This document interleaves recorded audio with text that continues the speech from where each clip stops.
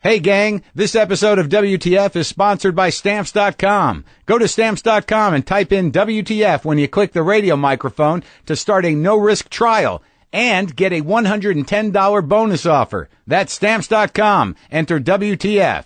Comedy Central has long been a supporter of the world of stand-up, and they continue to make it easier for you to watch it wherever and whenever you want. They've got a very cool stand-up app now, and now you can get it on iPhones, iPads, and Xboxes.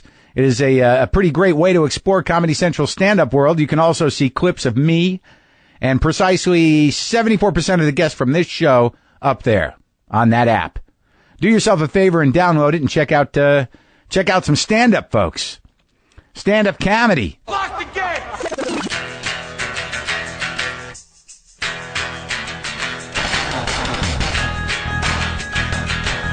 All right, let's do this. How are you, what the fuckers? What the fuck buddies? What the fuckleberry thins? What the fucksters? Oh, shit. I am Marc Maron. This is WTF. Thank you for listening. I appreciate you listening. I like talking to you. Is that a weird thing to say? I like talking to you guys. I think I talk to you really more, on a personal level in terms of what's going on in my life than I do most people. And you're my friends. I mean, I talk to people here in the garage. I talk to the guys at work. The problem with not having a regular crew of dudes that you hang out with, or if you don't socialize a lot, is that you just become too much information guy, and that's who I am, and I've always been that, and it's always a tricky bit of business putting people in that position. Everything's okay in my life. Everything's great. Things are I'm busy. I'm doing the work I want to be doing. It's creative work. Everything's going great, but I'm an emotional moron. I'm an emotionally crippled guy. I mean, I can talk to you guys. I mean, this is between us. But when it comes to interpersonal relationships, I'm a troubled man.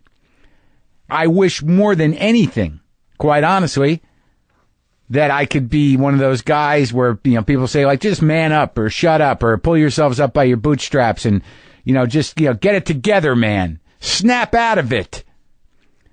God damn it, I wish I could do that. All I know is that, I'm about to get on a plane here and I'm packing recovery literature.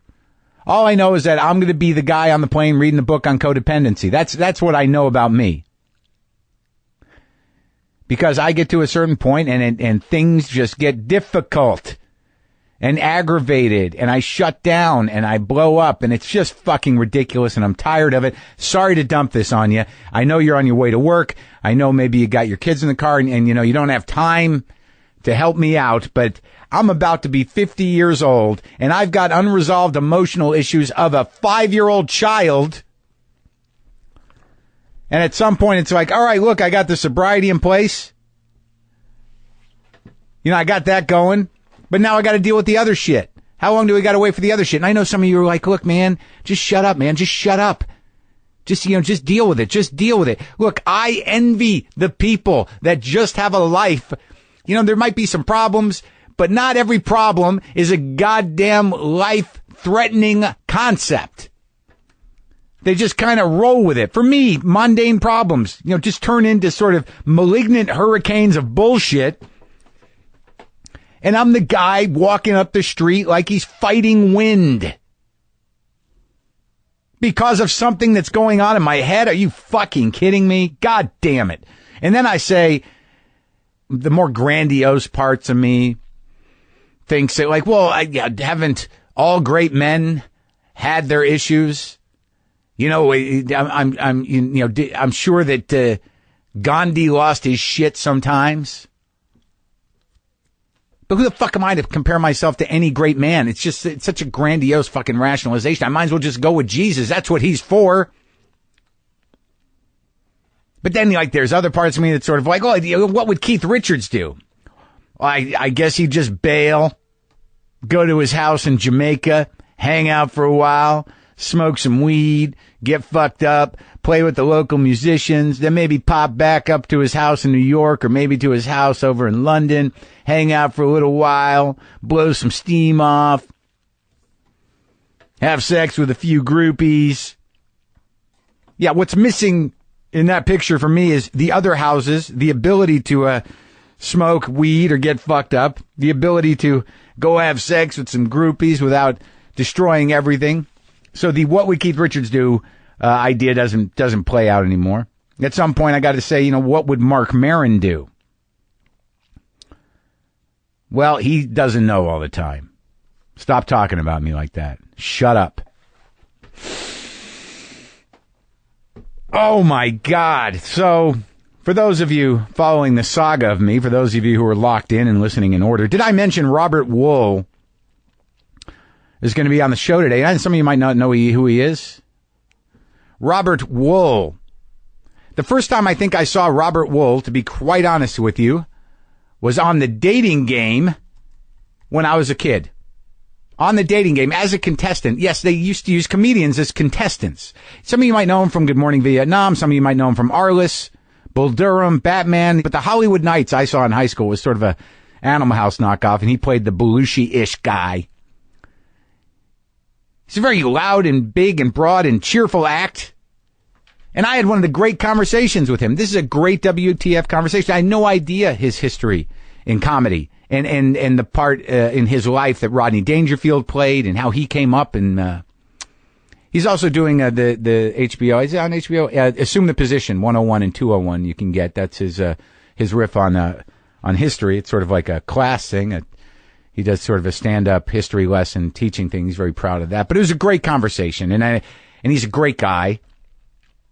But some good stories here, folks. Some really good stand-up stories from Robert Wuhl. That's coming up in a second.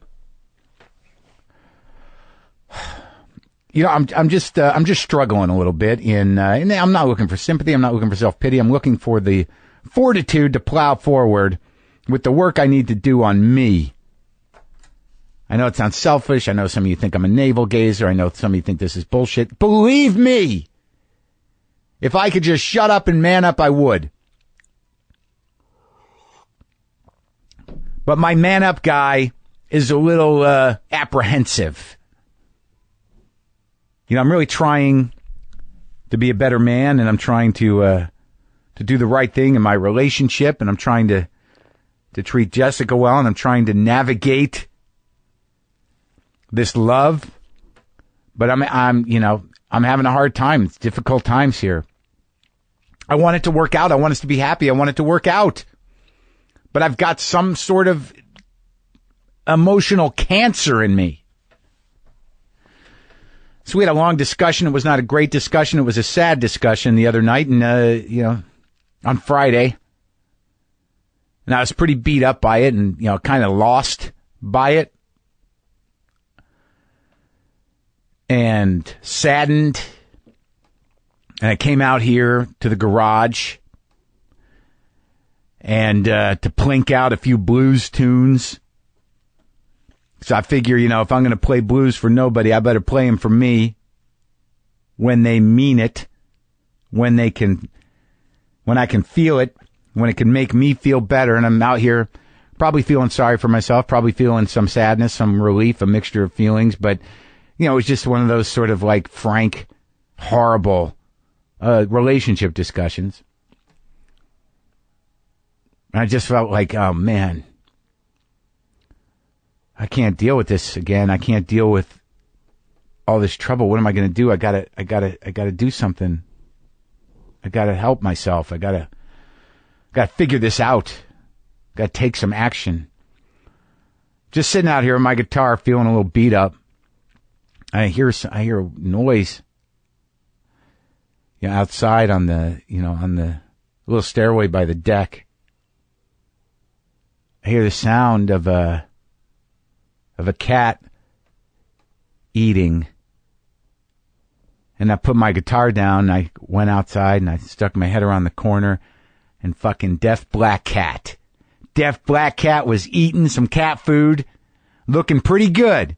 I'd not seen him since Monday, since I released him back with his stitches, thinking like, I don't know if he's going to make it out there. Fucking on my deck, looking right at me with that same beautiful, fuck you, I made it look. I'm all right, buddy.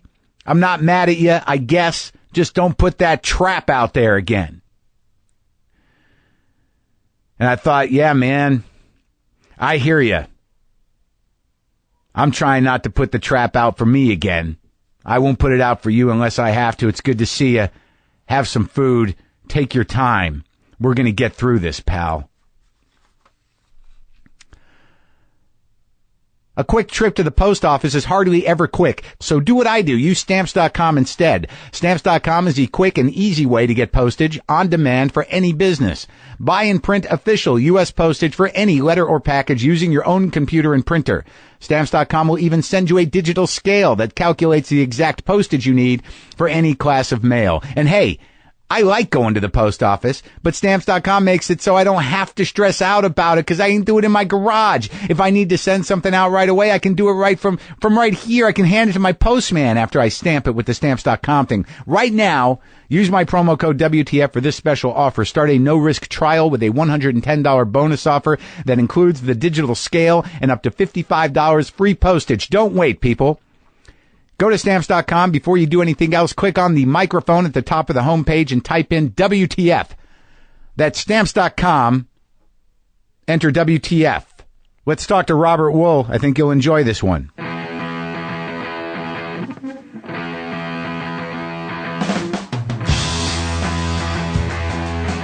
You're a professional.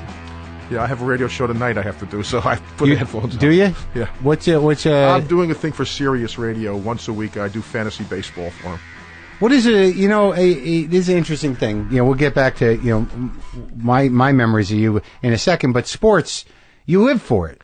I really don't. It's funny. I enjoy baseball a lot. I'm a big baseball fan. Yeah. Always have been. Yeah. And I enjoy going to a lot of sporting events. I'm not a hockey fan. No. I respect the hockey. Actually, hockey fans are, as my dad used to say, they are the most loyal, the most passionate, the craziest fans in the world. The problem is that there's 20,000 of them in each city, and no one else gives a shit. At least, if you didn't grow up with it. Right.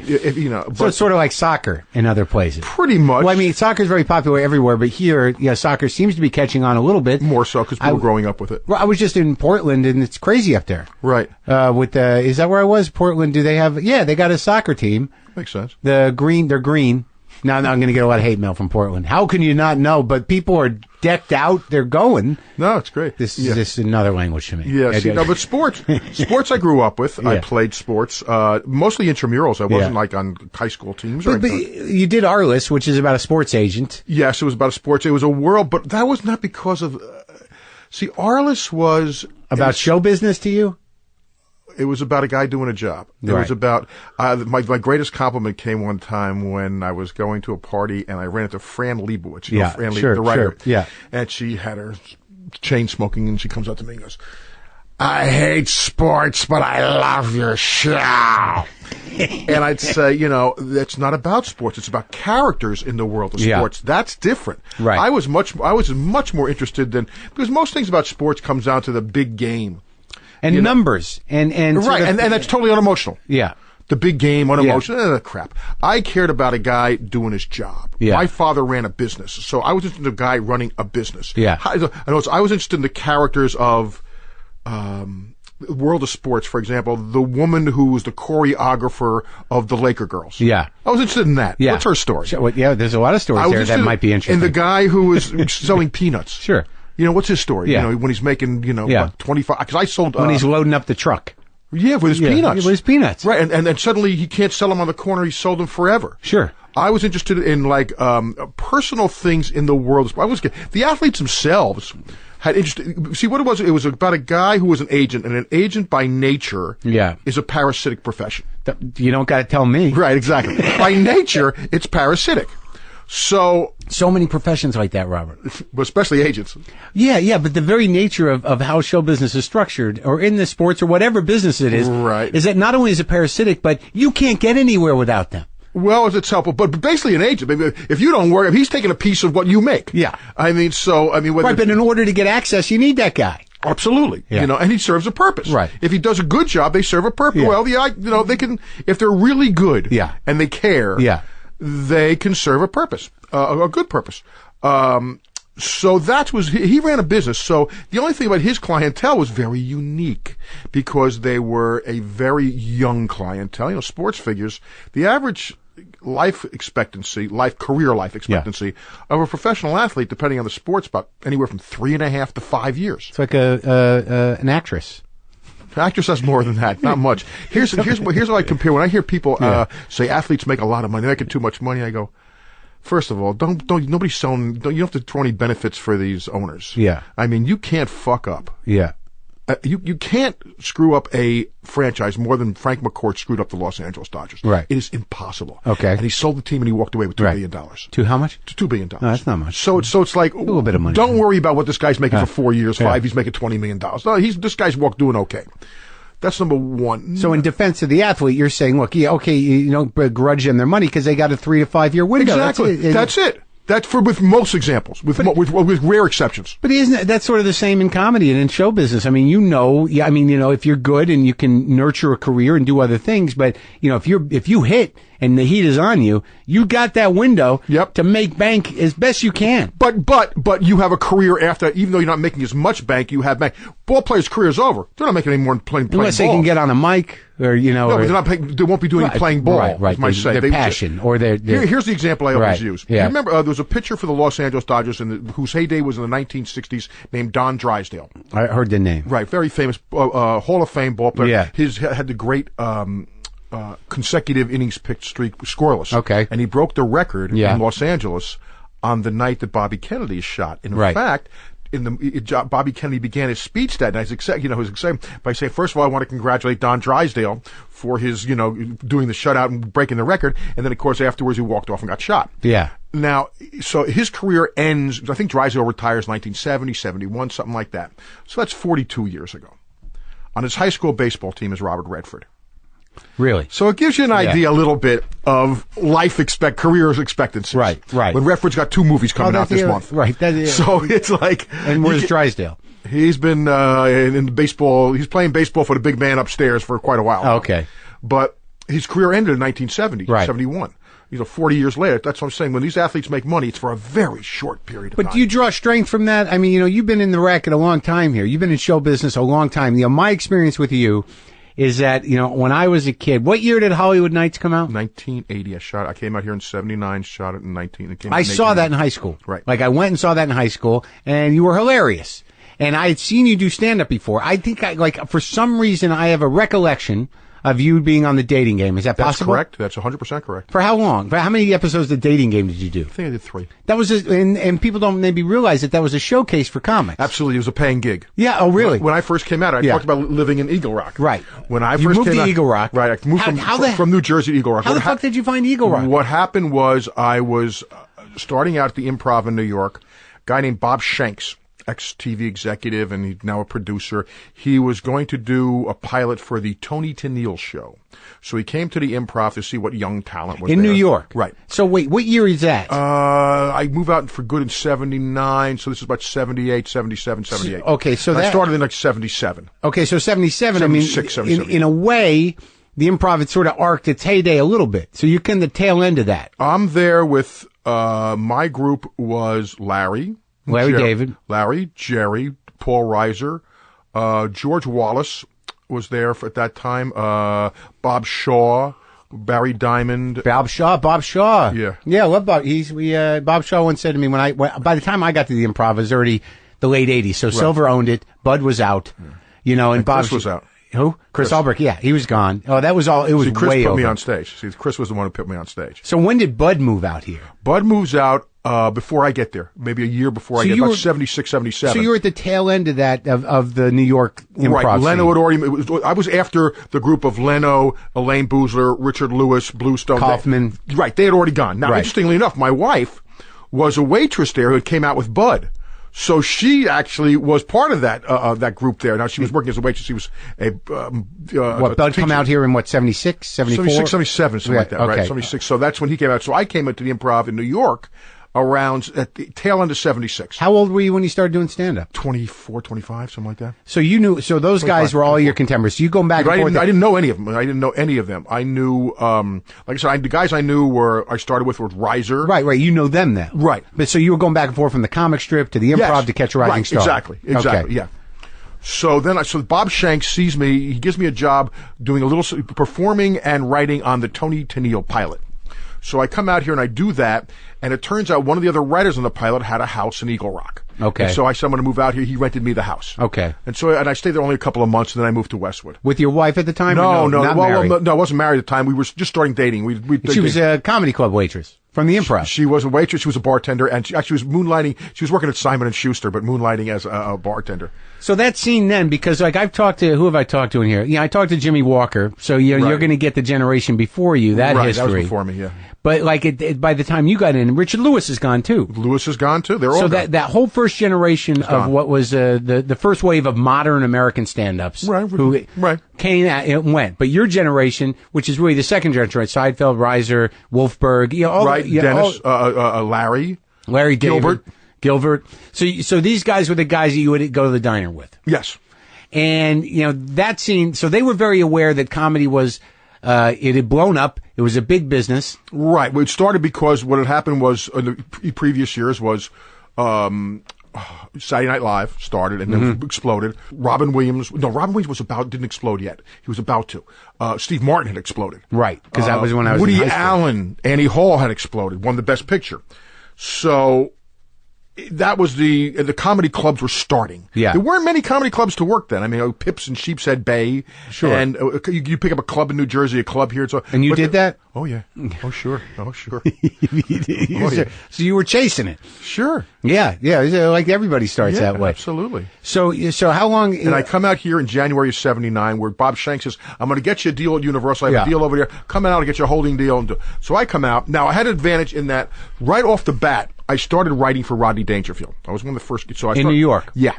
And Rodney was great to me. How old were you? I was about 25, 26. So you've been doing comedy 26. A couple of years. Oh, no, I'm doing comedy a couple of months. A couple of months, and Rodney sees you. No, I go to Rodney's dressing room. Where? On the door at Dangerfield's. Yeah. He's still working there. Okay, he's still walking around his bathrobe. Yes, exactly. And he opens the door, and he says, "What is it, kid?" And I said, "I got a couple of jokes I wrote for you." And they told me to come here. Yeah. And he goes, "Okay, kid, let me hear them." Yeah. And I said, "Okay, I'm all right now, but last week I was in rough shape. A guy comes up to me at the airport. He says, 'Loan me $5 till payday.' I said, 'When's payday?' He says, 'I don't know. You got the job.'" And he says, "Okay, kid, the jokes are good, but don't do me." And then, I wrote a couple of jokes, and he did them on the Tonight Show. Yeah. And he would call me. What was great is I did some work with him over the next year or so. Yeah. And he would try. He liked me. He said, "You're a good joke editor. You know how to edit," and which I have to say, I confess, I'm fairly good at that. And what he would do is he would call my message machine at home when I was living in Jersey City at the time. Yeah. And he would call my home, leave a joke on the message machine, and actually pause for the laugh. One after the other? He would do jokes like, yeah. He would message me, goes, "Hey, Bob, what do you think of this one? I'll tell you, I worked some rough clubs, I worked Vinny. On the menu, they had broken leg of lamb.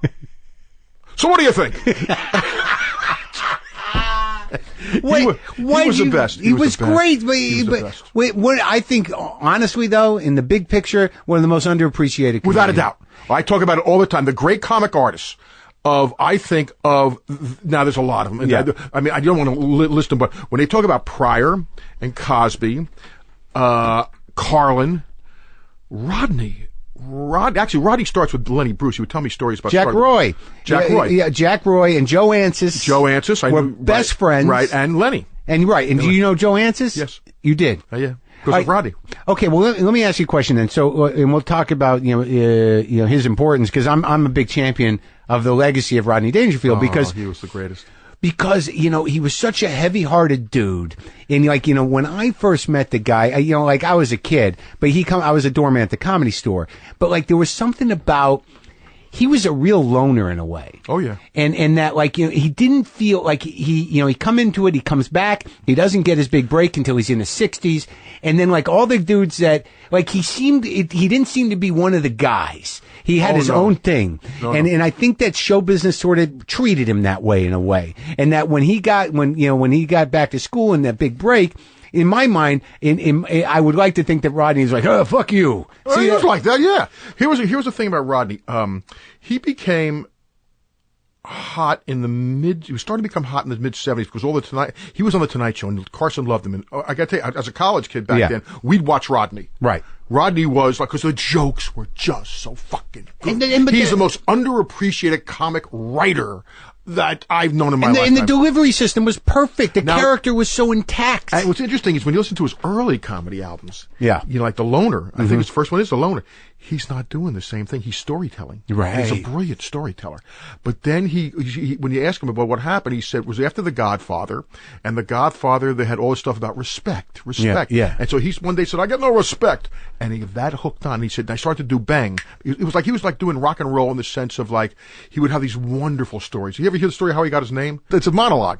About, I'll tell you, so one time a guy comes to see me and goes, you know, you got a good show, but it's your name. And he goes, well, what's in a name? He goes, what? He goes, what's in a name? Shakespeare said that. The guy said, you gonna listen to me, you're gonna listen to your friends. You know, it's like, he would do jokes. He goes, I got a name for you. He goes, what's a name? A name that when somebody hears it, they'll be saying it forever. He goes, what's the name? He goes, Rodney Dangerfield. And he goes, Rodney Dangerfield? He goes, see, you're saying it already. So he goes, listen, try it out for 2 weeks, but do me a favor, don't give it a bad name. And he comes back later, and about 2 weeks later, and he goes, Rodney Dangerfield. And he goes, he goes, who? Says, who? And he goes, Rodney Dangerfield. He goes, oh yeah, Shakespeare's friend. You know, so he told these wonderful stories. He's just so smart. And I've never seen that record. Oh, it's great. I think it's the original one called The Loner. But then he started talking about. He said, when you go on, it was like he knew the attention span. And he said one-liners, bang, bang. And he said, and he goes, his whole thing was, when you go on the Tonight Show, you got to do damage. Yeah, that was his thing. Do damage. Yeah. So he would have his thing, and he knew he was going to have 32 jokes. He had it written out in his legal pad. Yeah. Which jokes, and we'd go over the whole routine, and you know which was going to be panel, which was going to be so and so, and of course, and he was a craftsman in that way, and he loved young comics who had something to say. Yeah. He had no patience for comics who were just your bland observational comics. Right. And he goes, I remember, he would heckle them. He would come back and he would come, because, you know, Rodney's a big pothead. Yeah. He would say, Bob, the problem with you is you don't keep your pipe clean. Yeah. You got to keep your pipe clean. You know, so, okay, I'll work on it. So Rodney, he would come he'd come and he'd hang out at the Improv. Yeah. He'd sit in the back, get, you know, in New York. A couple of drinks and everything. And the comic come on, and if he was saying, you know, what's with the color green? The guy would come up. What's with the color green? Everything is green. Green means go.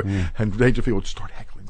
He goes, or he'd say, you know, when you go to the supermarket and do this, something like that. And then Rodney would say, come on, man, tell me a joke. Tell me a joke. Next you're going to tell me where I buy my fucking shoes. So he brings me out here. So Rodney brought me out here in about 19. So how long did you write for him? About a year or so, but I was always there when he asked me to, you know, do a little. So that was really, that was your first show business job outside of comedy, and you sought him out. The first thing I wrote was because I was writing comedy down when I went to college, but that was in Texas, and then I came back and I wrote. Stiller and Mira had a little 5-minute interstitial programming show on WNBC in New York, and I wrote a sketch that they bought for $200. That was my first gig, and I first met Ben there. Oh, really? When he was a kid? Yeah, Ben was like 13, 12, I don't know. So, but then Rodney. You know, and you sought him out because you loved him. I was a huge fan. Yeah. And I thought I could write for him. Yeah. So then, I went to Rodney, and Rodney brought me out with him. Before you moved out here. Yeah. He was going to do the Tonight Show. He brought me out here, and he introduced me to people, Mitzi at the Comedy Store. So I came in with a leg up. Yeah. Because Rodney had done it. So that's how I got out here. From there on, I get some nice spots. I'm doing well. A casting director sees me. I audition for Hollywood Nights. I get Hollywood Nights. That's how that happened. So you grew up in Jersey? Mm-hmm. And what was it? What was that life like? Just suburbia, New Jersey, Union, New Jersey. Union, which is interesting because what's funny about it is, I knew I wanted to get out of there. I always wanted to make films. I always wanted to be a storyteller. Always wanted to be a filmmaker, and I always enjoyed writing. Union's right by Jersey City, right? No, it's Union by City. the ton. That's Union City. Oh, okay. So Union is about 20 miles from New York City. What county? Union County. Okay. And what's interesting, it's this very mixed town, mixed ethnic town, big time, and. What's funny is I got out, and I never thought I always wanted to get out of Union. And I liked it. I had a great time growing up for the most part. I didn't like high school, but I had a good time. It was a good life, and What's interesting is it's like two other comics came from Union after Who? me. Jeff Ross is from Union. Sure, that makes sense. And then Artie Lang is from Union. Really? And they always point to me, and I'm feeling like, like the godfather of comedy. And they go, you don't understand, Robert, because of your success, we could point to somebody and say, I can do it too. He comes from the same town, I could do it. Which is like, that's like, it makes you feel really good. It makes you feel old, but it makes you feel good. And it's like, that's so cool. And both of them are good friends of mine. Yeah. That have become good friends of mine. They're good guys, and there's something about Jersey. My family's from Jersey. Right. I didn't grow up in Jersey, but Jersey's Jersey. It's a lot of great talent came out of Jersey. Yeah. Everybody from Jack Nicholson, Meryl Streep, John Travolta, Frank Sinatra, Danny DeVito. I mean, all the comics I'm talking about. A lot of great comics. And when you talk about your old man before, about, that he worked and that he had a business, and that, so what did he do? He was a fruit distributor. They had a fruit market. It was a family business. My grandfather started the business. Down in Newark, in the Newark Farmers Market, they were fruit distributors. They were the middlemen between, say, Sunkist and A&P in the markets. Okay. They were the distributors. So he had trucks? Oh, yeah. There were a lot of trucks. Yeah. And my father grew up. His father was tough on him. His father was very tough on him. It was a family business. My dad either wanted to be a writer or in finance. Interestingly enough, my brother's in finance, and depending on who you ask, I became a writer. And so so your grandfather, did he start like with humble beginnings, immigrant, like he had his own fruit stand? He wasn't an immigrant. I mean, people were over here for a while. They came from Kiev originally, but they were over here for a while. He and his brother, they started Wall Brothers Produce, which is still around today. It's a very successful business. It's still around. Our family's not involved anymore, but it's still around.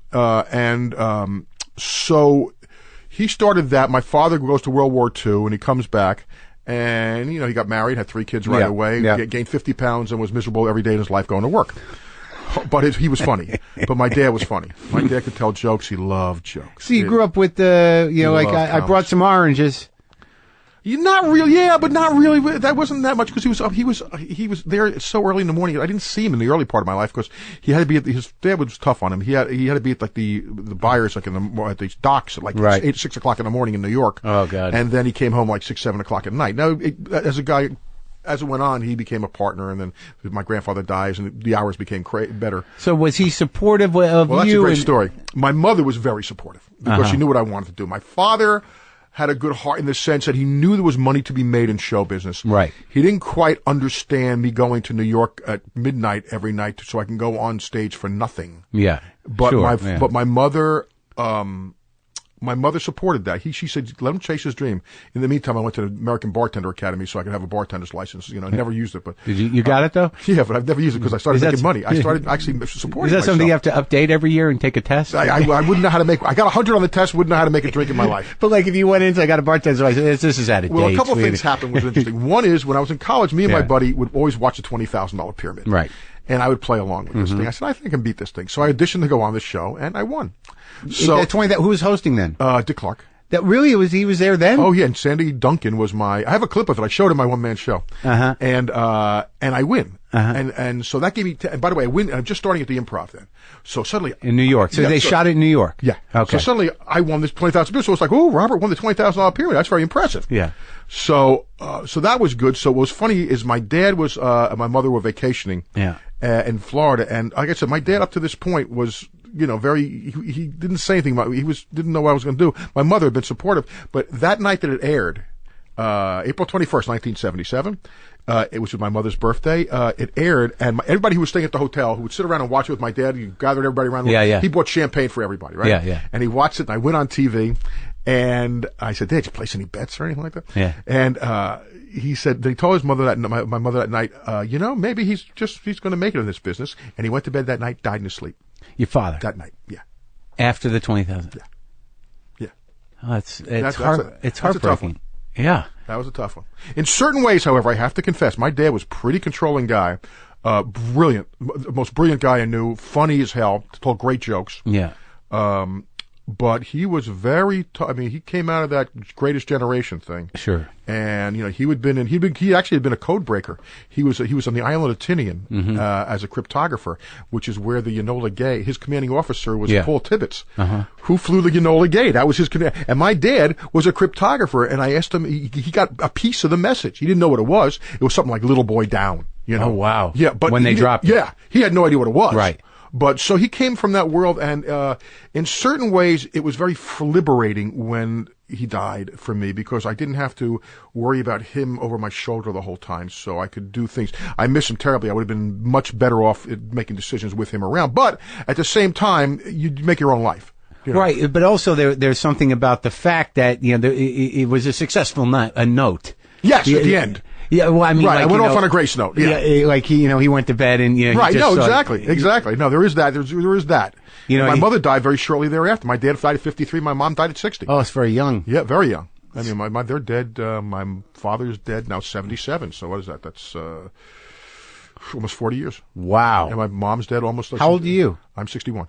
So so my mom, I just said she died right about a year after we got married, so we just celebrated 30. So she's down about 30, 29. Wow. And all your siblings are around? They're all fine. My brother and sister are fine. And no show business for them? No. My brother is on Wall Street. Oh, yes. He is on Wall Street. My sister was a school teacher. Now she lives down in Boca. Oh, okay. She's retired. Yeah, that's nice. Yeah. Florida's where you go. Yeah. but that's a pretty touching story. So he wasn't really able to see the whole evolution of your... He saw my joke being done on The Tonight Show by Rodney Dangerfield, and he saw me win the pyramid. All right, so Rodney takes you out here and he introduces you to everybody, and then you go back to New York, or you just stay here? I think I went back to New York. Pack up briefly, your shit. Right, exactly. And I come out here in January of '79, and within 2 months I have the lead. I have a pilot deal at ABC, and I have the lead in the movie called The Hollywood Nights. I said, "Oh, this is the way it happens, huh? Okay, good. This is fine. This is perfect." So, but at that time, Larry David's in L.A., Reiser's still in L.A. Everybody from your group is kind of they're starting to come out there. Then Larry, I don't know if it arrived yet. Well, I don't think he came out till much later. Not much later, because he does Fridays. Oh, that's right. That's right. That wasn't done in New York? No, it was here. Huh. He does Fridays. That's not too much later. So I came out. I was only at the Improv about a year, less than a year. In New York? Yeah. So you'd only been doing comedy how long? About a year. Really? That's all I did. It was actually, I came out, really developed an act very quickly and and it went very well. And I was working my ass off. I would do 3 shows a night. I'd do every club, and I was just home. I think, who was it? Larry Miller, who was another one, and Jerry called me the Machine. Yeah. I just went out there. I was very tunnel focused. I mean, I was just.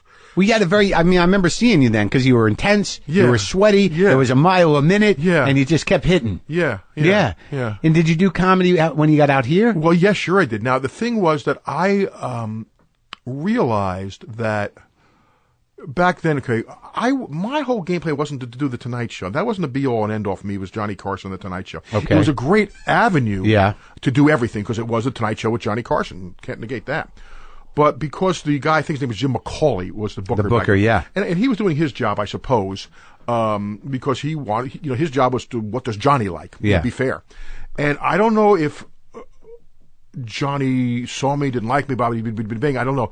But for whatever reason, I wasn't getting on the Tonight Show with Johnny Carson as much.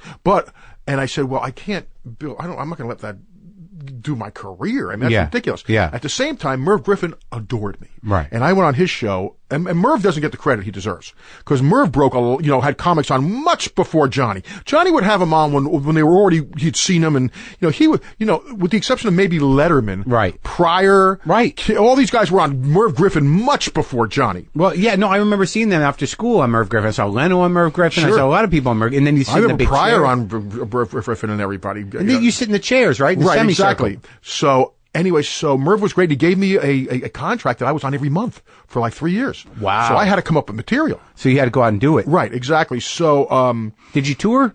Yeah, sure. I did all the clubs. Absolutely. And then I was, cause after Hollywood Nights, that comes out. And, it wasn't like I got a lot of film work. I didn't get any film work for a couple of years. And then, so I was touring and writing, I was always writing. But it popped up your visibility? Yes. They could book me as New Bomb Turk from Hollywood Nights and stuff like that. Right. And that was sort of like, that was on the, it came after Animal House, right? Yes. See, the thing about Hollywood Nights, Hollywood Nights comes out in 1980. It's a cross between, as they wanted to say, American Graffiti and Animal House. Right. That's how they sold it. Right. And what's interesting is that it was one of the first movies when HBO starts to become popular. They put Hollywood Nights on, and they ran the shit out of it. Yeah. So people and fathers would watch it with their sons. I hear that all the time. My dad used to watch it with me. Yeah. What's interesting now is it's a generation later, Yeah. and when it comes on, the sons who have now grown up. I watched it with my father. Or were watching it with their sons. Right. You know, so that's kind of cool. Yeah. There was a punk rock band named New Bomb Turk, my character's name. It was very cool. So I'm writing all during that time. At the same time, I hooked on. I remember the line. I've had this taste in my mouth before. Take a little wang to it. You got a little wang to it. Yeah. Who peed you peed in the punch. Right. Yeah. And at the same time, in the early 80s, also at the same time I did Hollywood Nights, the Zucker brothers came and saw me because they wanted me to audition for Airplane. Yeah. I didn't get the part, but then they started this TV series called Police Squad, and they asked me to be a writer on it.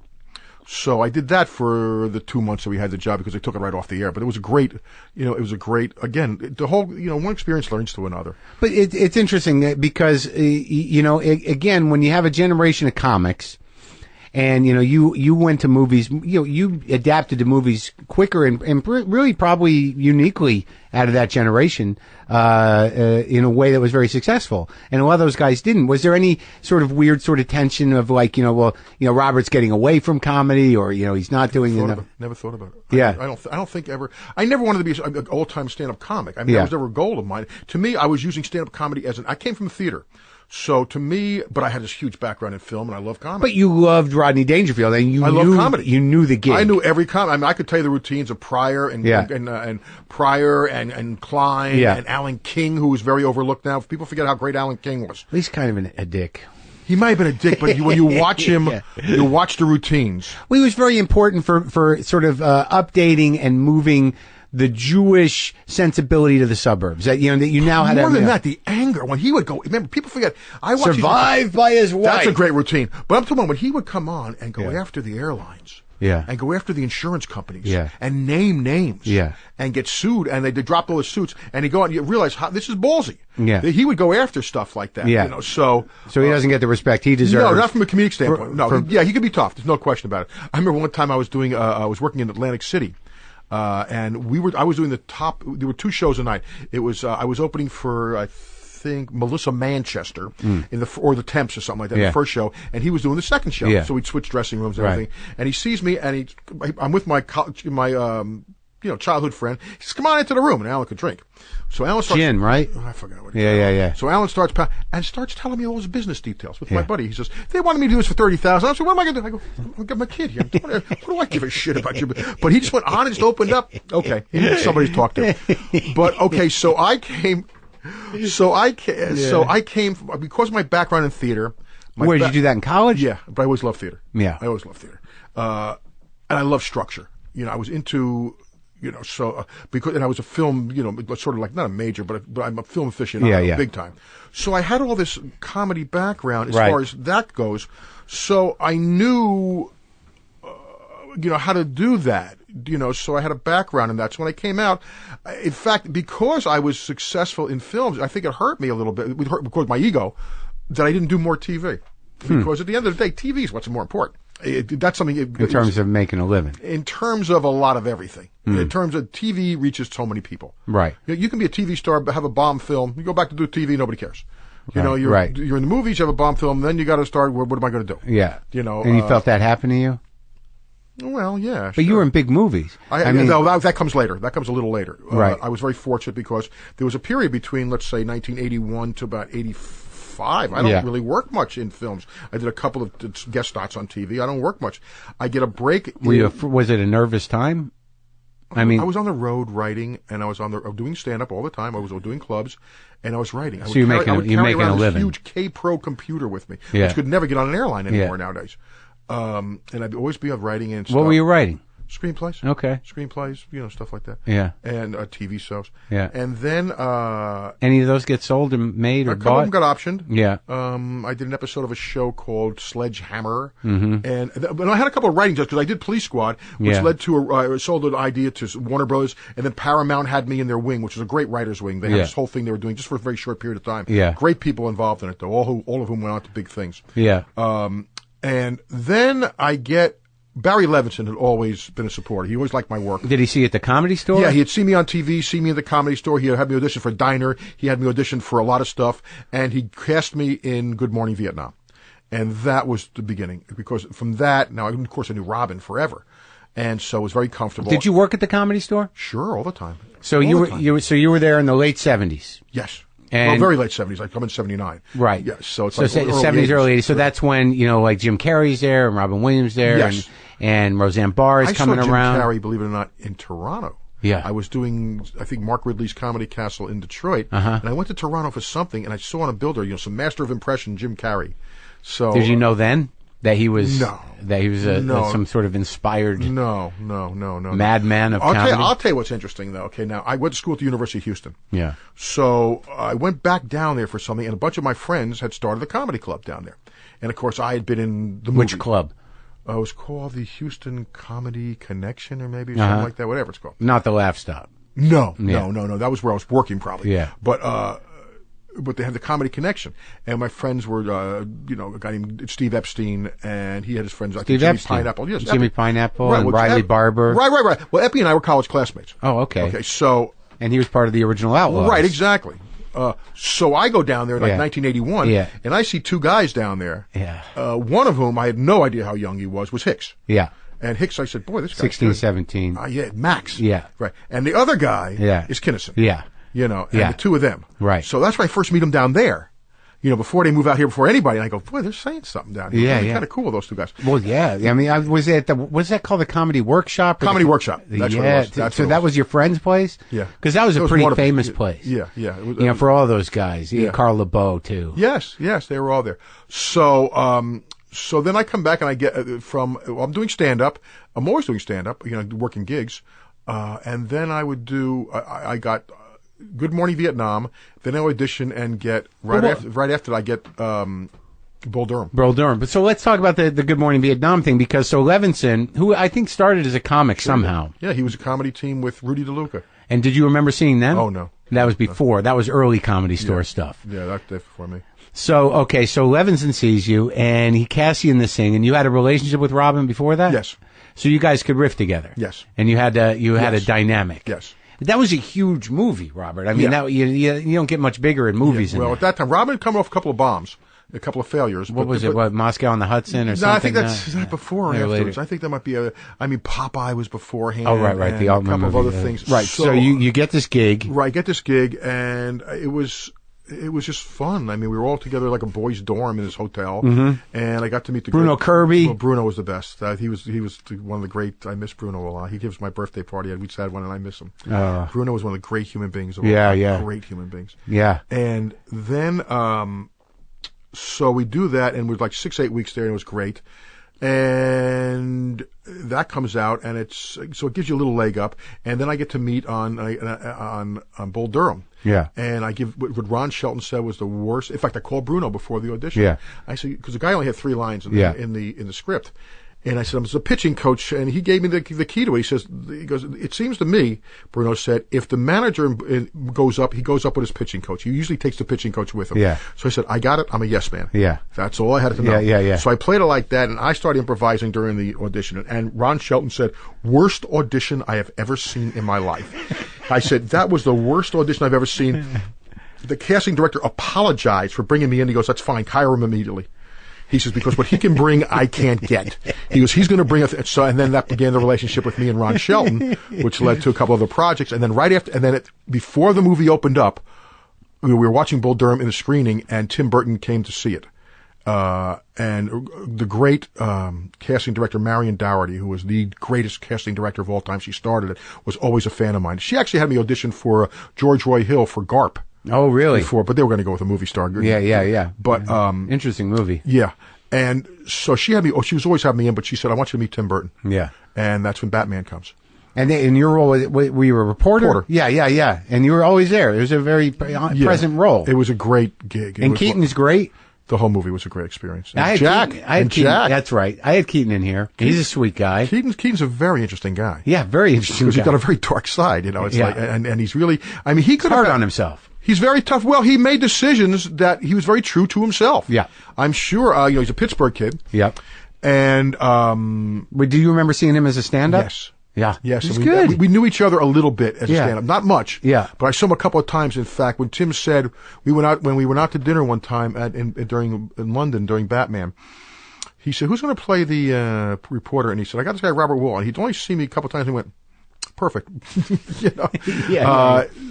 I remember Michael's whole stand-up stuff, and I remember, in fact, we talked about how John Lovitz did a character called. Remember, he was like, "Yeah, that's that ticket." Yeah. Michael did something very similar to that earlier, and I asked him if he ever thought about that. He goes, "Yeah, I don't know if it's." He goes, "Yeah, sure, I did." You know, it's like, oh, really? Yeah. Because he was always doing, because they were both imitating. Michael was great at imitating like Cagney. And Right. That was his influences, like Cagney and those guys.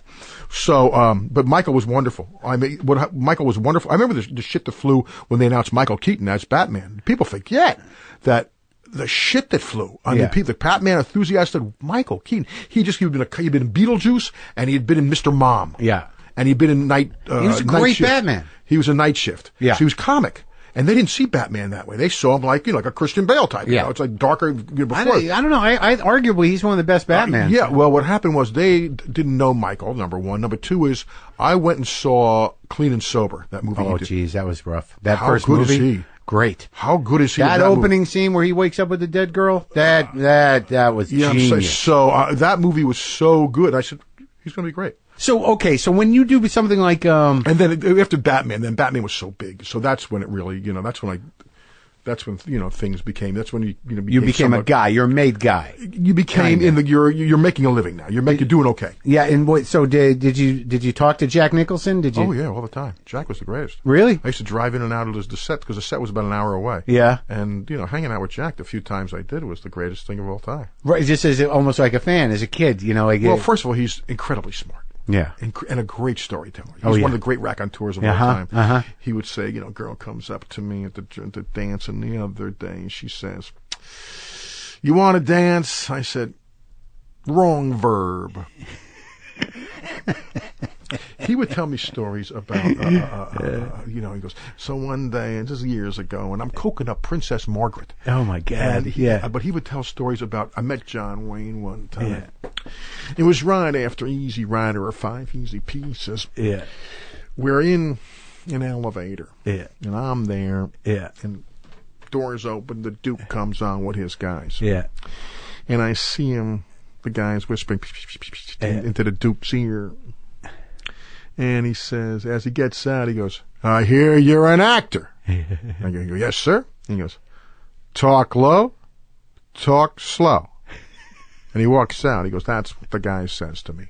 He goes, "That's what the guy said. But I'll tell you, nobody talks slower than I do." I mean, he was the best. I mean, there was nobody like Jack. He was so smart. Anytime I had a question about doing something, I go to Jack for advice. Always. Did you like these relationships that you built at this time? I mean, have you talked to him lately? I haven't talked to him, but when we run into each other, yes, it's fun thing, right, yeah.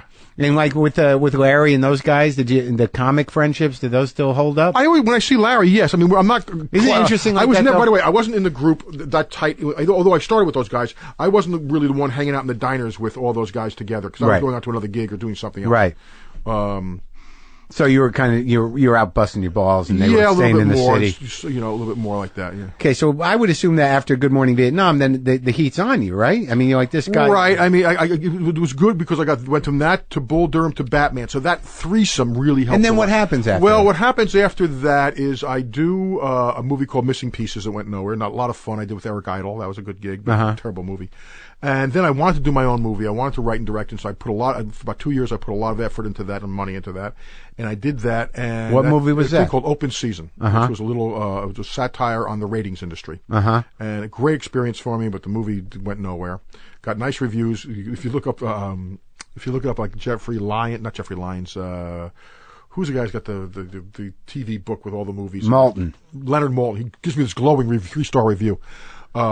And then right after that, was that heartbreaking for you though, or you're in a mindset? Yeah, it was tough, right. Yeah, you don't want to see anything go disappear. After 2 years, it disappears in a weekend. It amazes me the commitment people have to move. This movie took 6 years to make. I'm like, how the fuck do you commit? It took about 10 years to write, and then it disappears in a weekend. How do you commit to that? It's tough. Well, you don't plan on it; it just happens.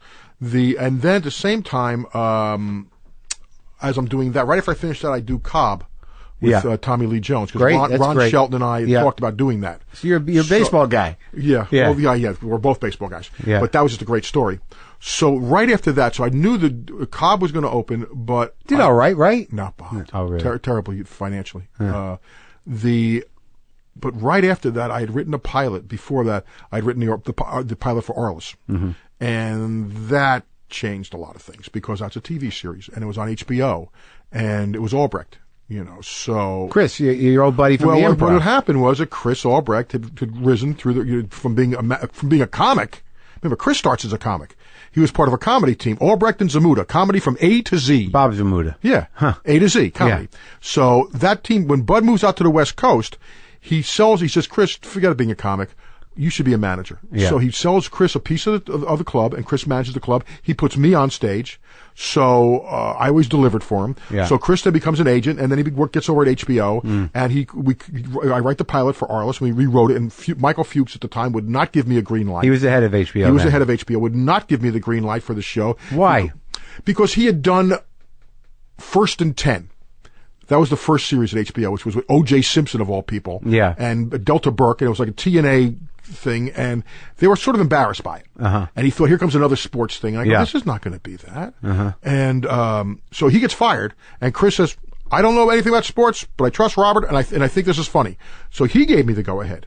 And then we were on there for 7 seasons. Of course, we were always the stepchild there, but, we developed a huge following. Why? Because Carolyn came in? No, Carolyn was always there. The reason we were a stepchild is that A, was sports. That I learned that that the people have a great antipathy. There's a certain part of the population, especially the critical population in sports, who have a great antipathy towards sports. Sports, it wasn't as big then as it is now. Right. That's number one. Number two is we just became it because then they had Sex and the City came on. And then they had Sex and the City, and they had The Sopranos. Yeah. And they had 6 Feet Under. So it's sort of a heyday. This was the heyday. Yeah. And we were the first one out of the box, but we were always, and they kept moving us. We were never in one position at the same, then finally they put us after Sex and the City. And whereas people say, well, that doesn't make sense putting these, and I go, just leave it there. And what happened was that whereas in the beginning we would get like 27% women and 63% male, by the end of the run, 7 years later, we're 53% women.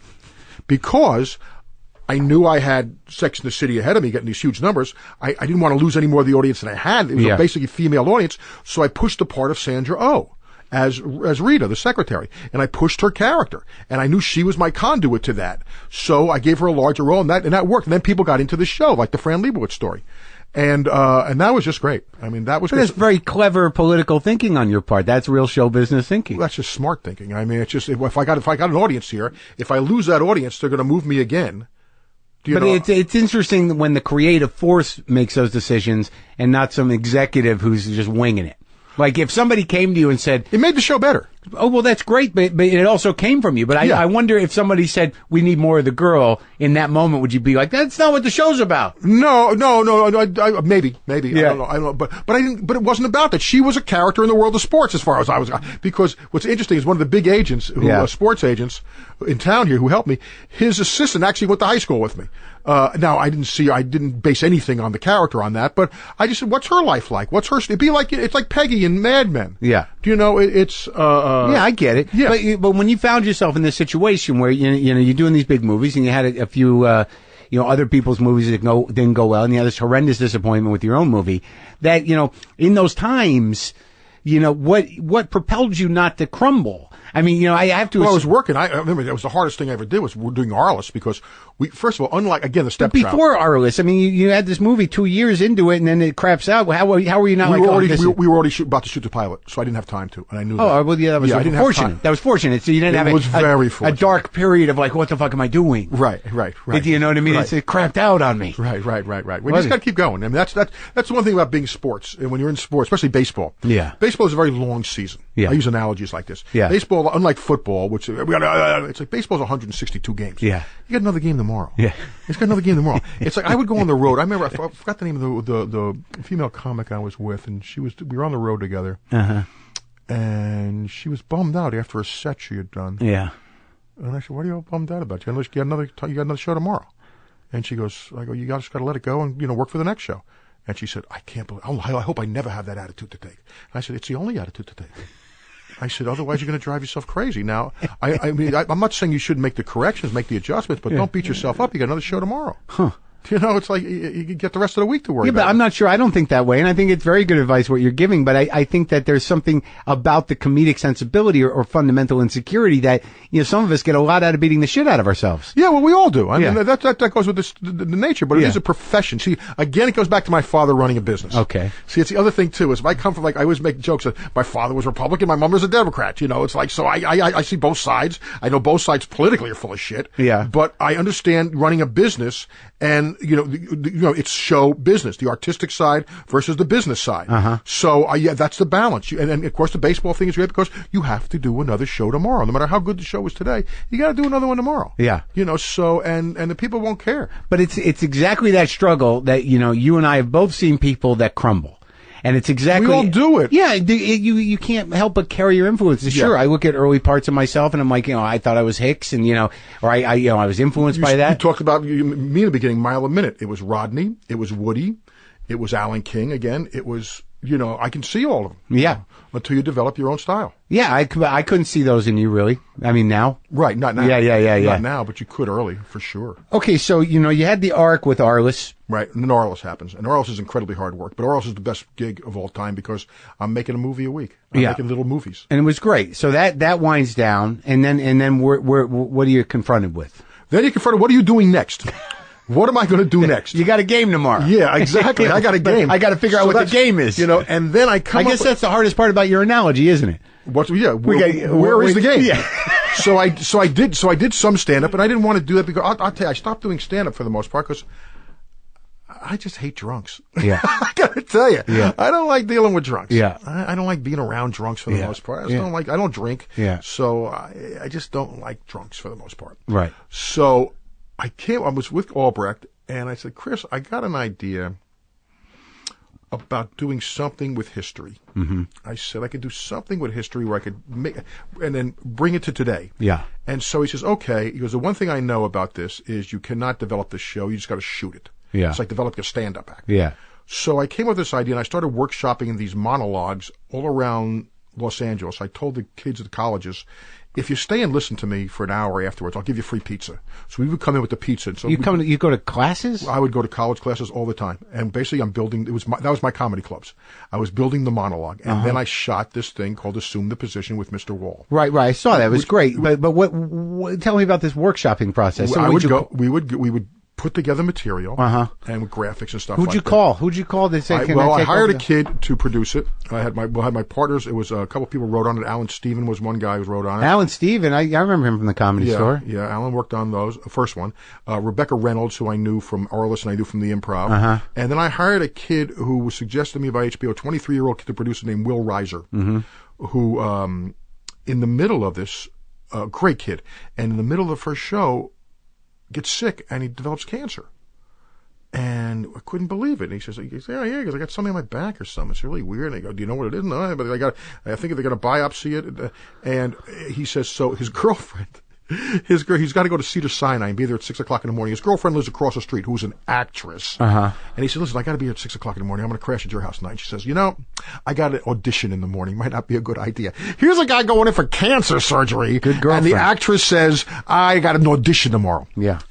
More story. Yeah. He's fine. He has to do everything else. I said, Will, you ought to write about this a little bit, right? He writes a screenplay called I'm with Cancer. Yeah. But his best friend is Seth Rogen. Yeah. They get the idea, they do it, and it becomes 50-50. It's a good movie. It's a very good movie. Yeah, That's a story of Will. Yeah. And of course, he made the girlfriend a little bit different. By the way, the girlfriend now is on he says, you know that girlfriend? He goes, she's doing well. She's on the new Chris Guest show.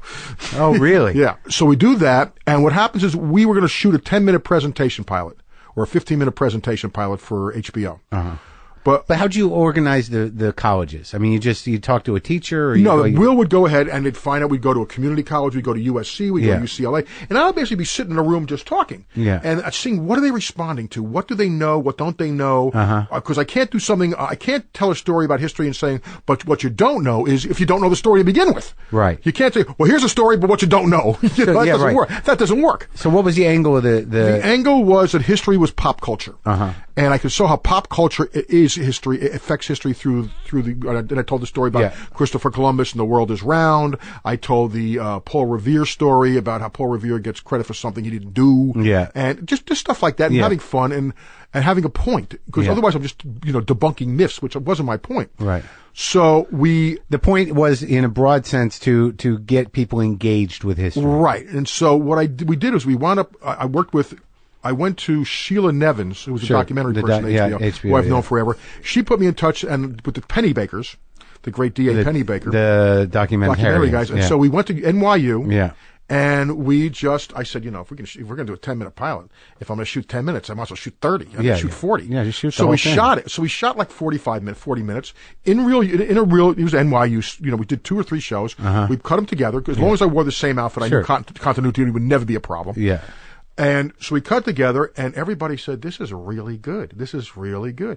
And Chris sees and goes, it's really good. I don't know what to do with it. I go, Chris, put it on the air. We never cleared anything. Yeah. So I had to get clearances. I go, put it on the air as a special. Just put it on the air. Yeah. They put it on, and it's the best reviewed thing I've ever done in my life.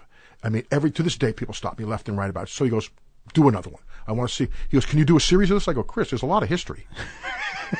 Yeah. So he said, can you do another one? So I do the second one. Yeah. Just before it airs, Chris gets fired, has the incident in Las Vegas and gets fired. The new regime comes in, and it's, again, the best. The research report, they test everything. The research reports on these shows is the best research report you've ever seen in your life. It's as I say, the top 2 boxes of like 89% in every demographic category. Yeah.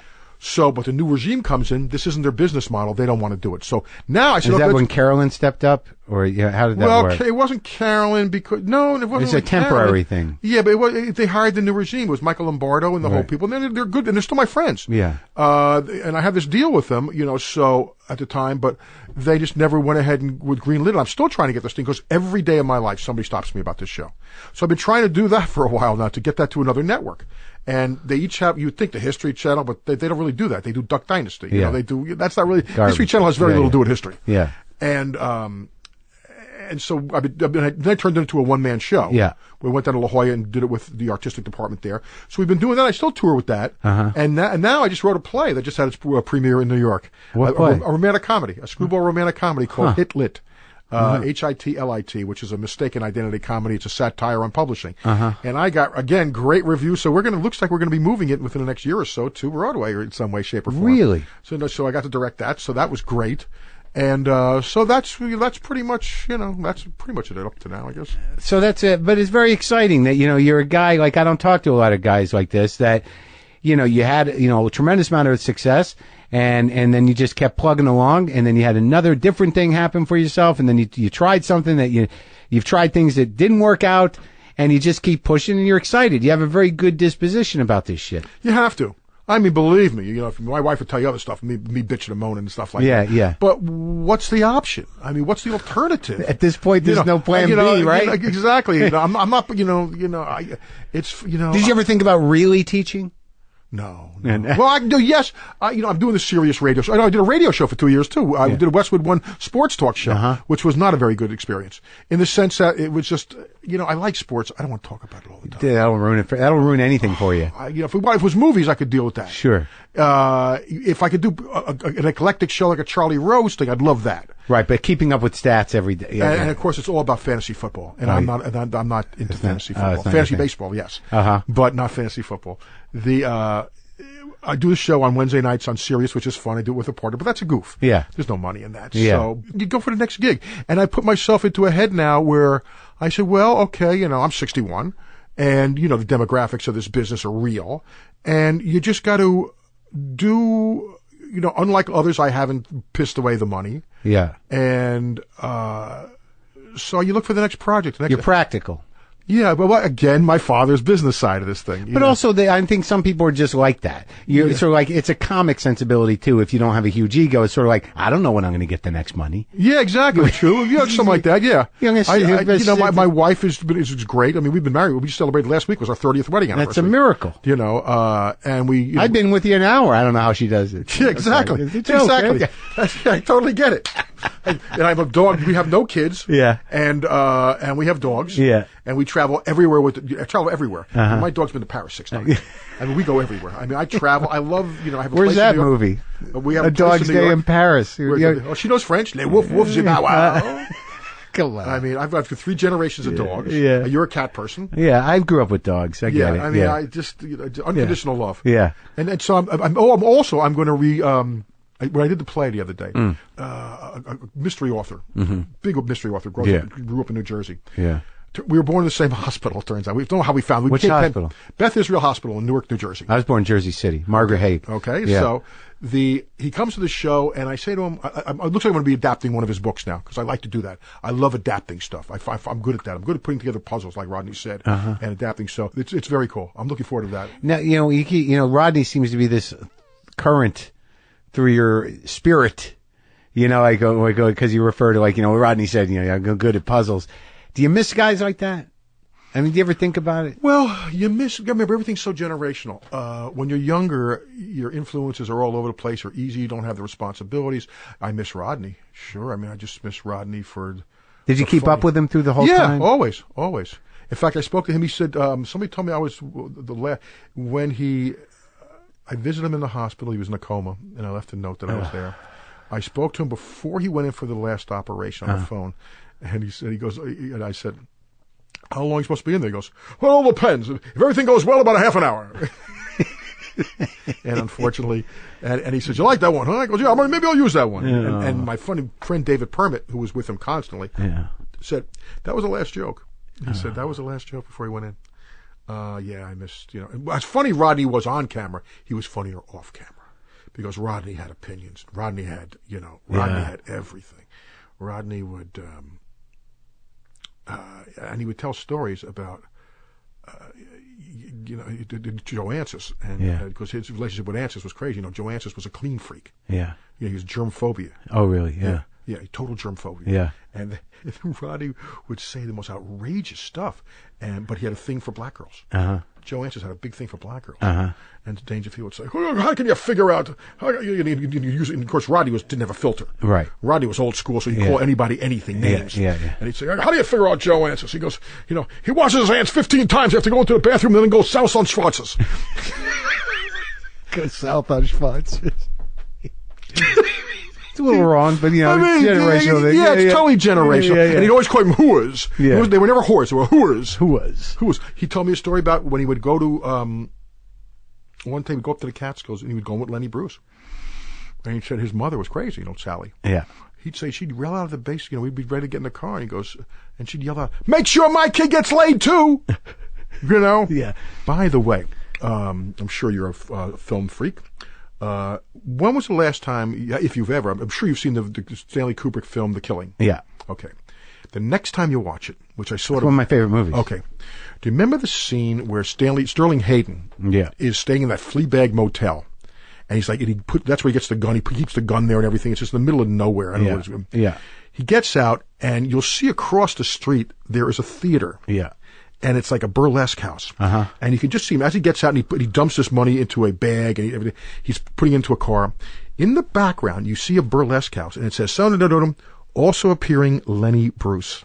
You'll see it would be like, one of these things. Yeah, just far away, yeah. Yeah, but it's clear as a bell. It's clear as a bell. You can read it, but it had to be somewhere like on Western or something like that. And probably not even Westerns. That's too nice, but it was like something like that.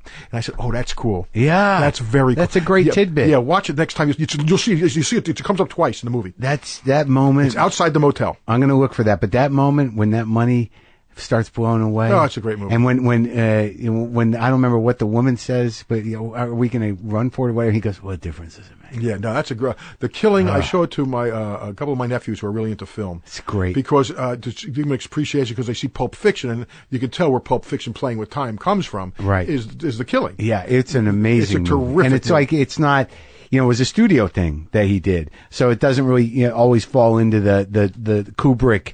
No. Well, which is interesting because I got into a discussion one time with it was after I was writing the Oscars. I went through that period where I wrote with Billy Crystal a bunch. We jumped over that. How was that? You guys still friends? Yeah, friendly. We're not. Yeah, friendly. Yeah. what happens, my career went to a little bit of a dive. As they all do. When was that? Before Arliss? It was before Arliss, yes. Yeah. But was it after Batman, before Batman? I remember it was right. No, Batman's before. So it's like the late '80s. Okay. Anyway, I was the period, like mid to late '80s. Yeah. What happened was, again, you never know what gig you're going to get. Yeah. So my manager at the time were George Shapiro and Howard West, and at the time, Carl Reiner's wife, Estelle, had a cabaret act. Yeah. And Carl was looking for a opening act. He was going to be at the, what was the name of that club on Santa Monica Boulevard, the upstairs place, I don't remember. Gardenia Room, I think it is. So looking for an opening act to do 25, 30 minutes, 20 minutes or so. Before Estelle. Yeah. Yeah. And George Shapiro's Carl's nephew. Right. George shows him my tape. Carl says, he'll be fine. Yeah. So I go and I say, okay, do I want to do this? So and so, okay, I'll do it. So I do it. I do my act. And the opening night, of course, I didn't put two and two together. Yeah. Opening night, I walk out there, and there's Mel Brooks, and there's Anne Bancroft, and there's Chris Guest, and Jamie Lee Curtis, and Billy Crystal, and Dick, every one of them, and Carl Reiner, and it's like they're all there, and it goes really well. A couple of weeks later, David Steinberg, who I knew forever, calls me and goes, "Hey, Billy's hosting the Grammys this year. You want to write with him?" I said, "Sure." So we started writing together, and it was just the two of us. And we did 3 years of the Grammys, and then we get the call to do the Oscars. And again, when we first did it, it was just me and Billy. Yeah. That was it. Yeah. And then we added Bruce Valanche, and then Marc Shaman, who did the songs. Yeah. That was it. And then we were there for the Jack Palance thing and all that. So that was great fun. So again, you never knew where a gig could take you. I've always been a believer of that pretty much, though. Work breeds work. Yeah. You never know, because I would have never gambled. That developed my relationship with Billy to do that, because I won 2 Emmy Awards. And it wasn't because of me, although I did my job. I loved working with Billy one-on-one. It was great.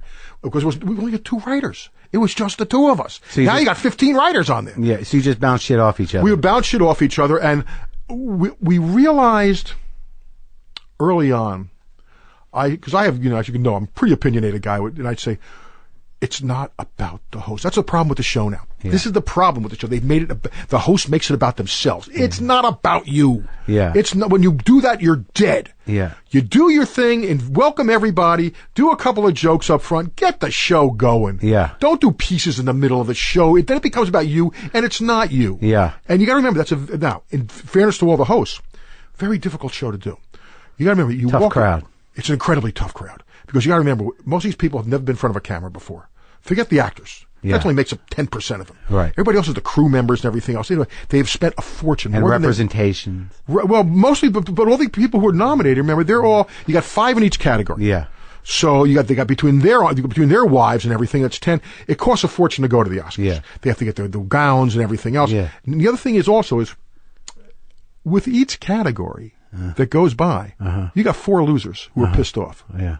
Pretending not to be pissed off. Yeah, and then then there's a bar, so they start to get drenched. So with each category that goes by, you got 80% more who are losers. Right.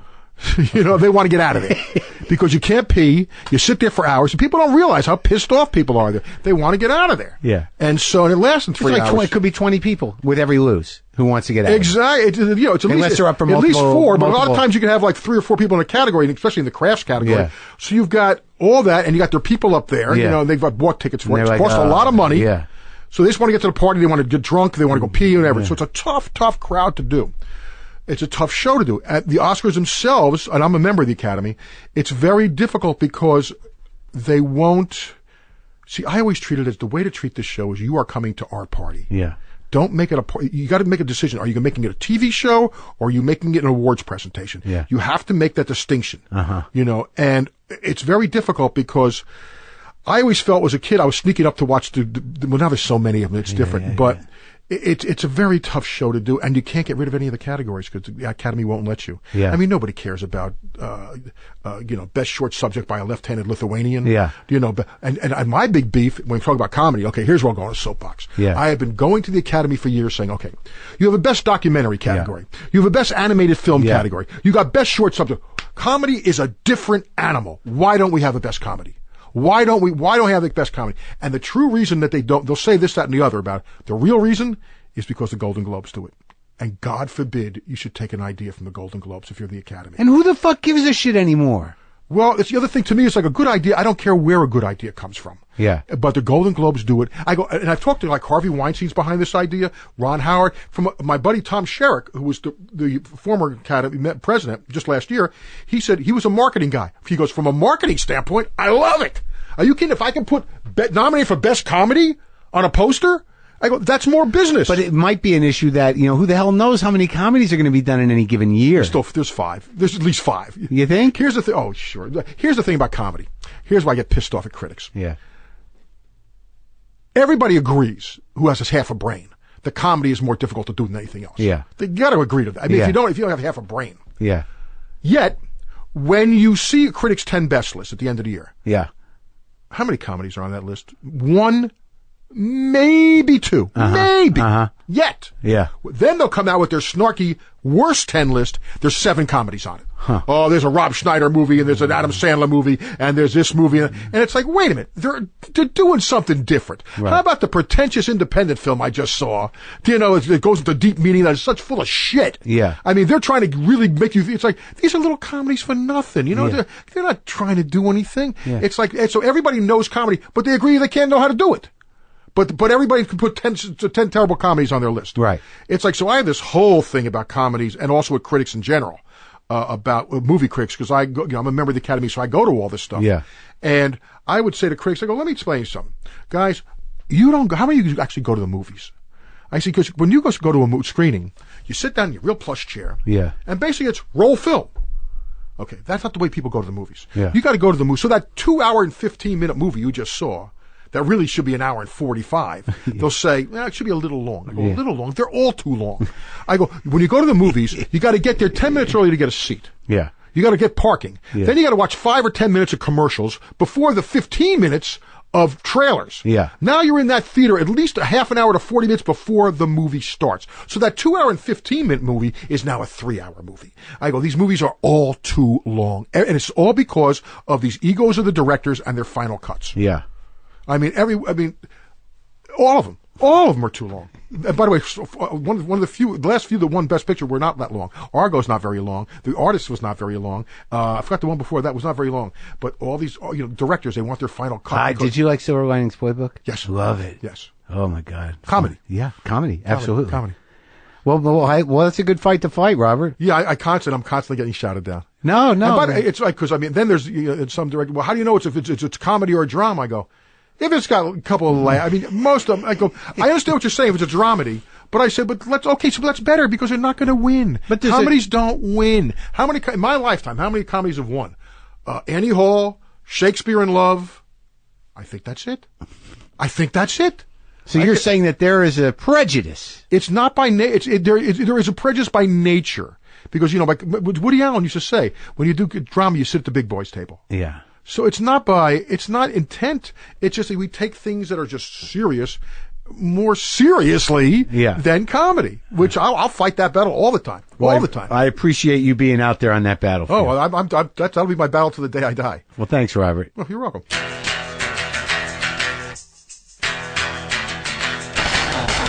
That's our show. I appreciate you listening. Was that Rodney stuff great or what? Please go to WTFpod.com for all your WTF pod needs. Check the episode guide. See who's been on the show. Get the app, the free app. Upgrade to the premium app. Stream them all for like $8 a year, something like that. If you upgrade to that premium, you can go to WTF Premium on iTunes. If you want to download some select episodes for a couple bucks, you can get the first 100 episodes of WTF on DVD. You can go to WTFpod.com for that stuff. You can take a look at some of the new merch. We're making new ceramic mugs. We're making new MTV Riff t-shirts. Leave a comment. You can get some justcoffee.coop. You can do whatever you'd like. More new cool things coming in a few months to WTFpod.com. And we celebrate today the return of Def Black Cat. And as always, Boomer lives!